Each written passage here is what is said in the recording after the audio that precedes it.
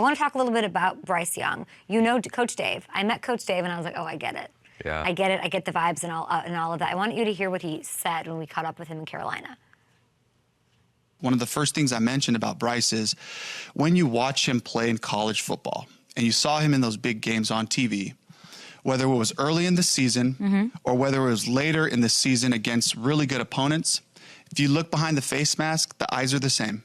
His countenance is the same. And he's just cold-blooded. And so those things were what really, encouraged me to say this is going to be the top guy coming out because he's the guy. He is him. Is that what people say nowadays? He is him. He is him. He said he's cold-blooded. I'm looking at how many times he was sacked. That was I was like, I have his sack numbers here and the 100, I think 11 or 12 hits that he absorbed and then went back out there and was fine. What do you make of Bryce Young in 2024 with your boy Dave? I think that let's just say that was our Bryce Young. Grew up in a family, you've documented his dad was in the book. They understand mental skills. I go back to that again, of like, how do you deal with being the #1 pick? How do you deal with leaving California to go to Alabama? How do you deal with not having the year that you hope to have? How do you deal with your boy you played with, C.J. Stroud, growing up, becoming that guy in his rookie year? Like, how do you deal with that? And then your coach is fired mid-season. How do you deal with that? And I just think emotional intelligence is defined as having the capacity to deal with your thoughts and the thoughts of others with empathy. That is Bryce Young. He's got capacity. And when Coach Canales talks about how he has that, or he says he's cold-blooded or whatever it may be, he's talking about that, his capacity, his bounce-back capacity. You reference the sack numbers. You got to get back up after you get hit. I think. You have to look at this offensive line. You have to wear the C on your jersey. Like, you have to get back to the facility. Bryce never flinched. And he's also human, and I'm sure it was a really challenging year for a lot of reasons. And what Dave Canales will do, if he has not already done it, he's going to breathe life into that facility and, most importantly, that quarterback room. And I say that when guys go to their second or third place, whether it's right now we're going to talk about Sam Darnold, we talk about Jared Goff, like all those guys, when I've talked to them after that, they're like, God, it's amazing to sit across from a coach that is breathing life into me. Yeah. When I need that, I need some of this oxygen right now, because every cornerback, I've always felt like it is a very sensitive position. They're as self-conscious as any person in entertainment. I mean, what somebody says about them, what people think about them. And it makes sense. Every throw is judged their whole life. How'd I do, coach? How'd I do, coach? Every rep. How'd I do on the handoff? How was my footwork? Everything is evaluated. So I look to Bryce and Dave. It is going to be, I think, a beautiful marriage.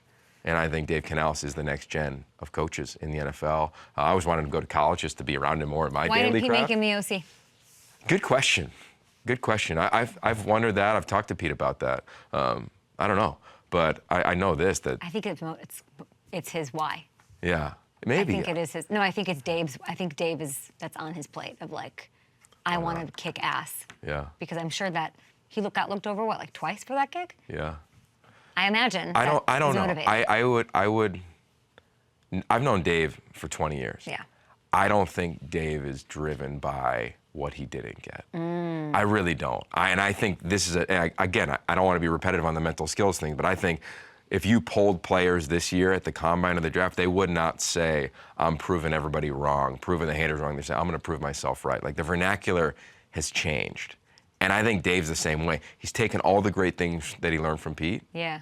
And he's going to utilize them in the role that he's in now.